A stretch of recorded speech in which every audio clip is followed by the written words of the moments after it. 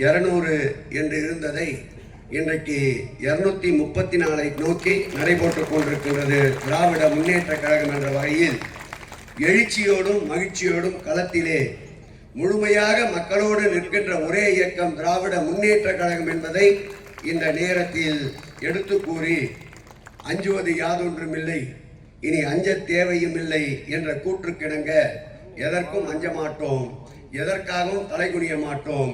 தமிழகம் நிர்பந்த நடையோடு நேர்கொண்ட பார்வையோடு 2026ஆம் ஆண்டு மீண்டும் எங்கள் உயிரினும் மேலான அன்பு தலைவர் தளபதி அவர்கள் 2வது முறையாக தமிழக ஆட்சி கட்டிலே அமர்வார்கள் என்பதை இந்த பொங்கல் விழாவிலே சூழ்நிலைத்து இந்த நிகழ்ச்சிக்கு பேருதவியாக இருந்த அன்பிற்கினிய ராஜன் அவர்களுக்கும் என் நெஞ்சார்ந்த நன்றியை தெரிவித்து விடைபெறுகிறேன்.